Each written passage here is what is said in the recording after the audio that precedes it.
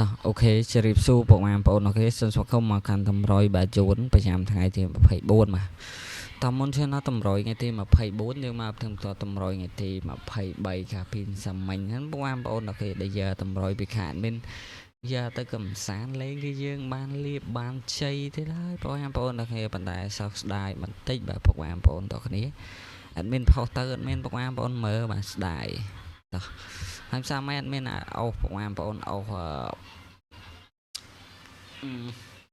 អូសចិត្តអូសកៅយើងឃើញថាយើងចូលអូសចិត្តបាទនៅប៉ុស A បាទប៉ុស H ឲ្យត្រេង76 78មកចិត្តមក71បាទបងប្អូនហើយក្របធំស៊ីមកក្របបាទ321បាទ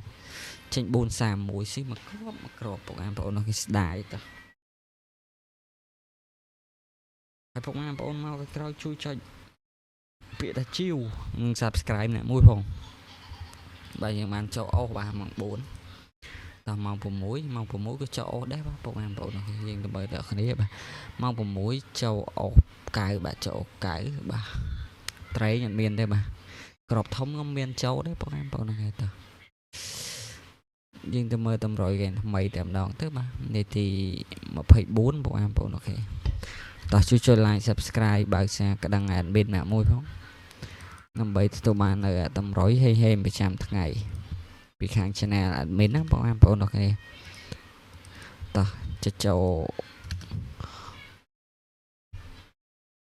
តោះយើងទៅមើលតម្រុយថ្ងៃថ្មីបាទអុសខ្ទង់អត់មានអុស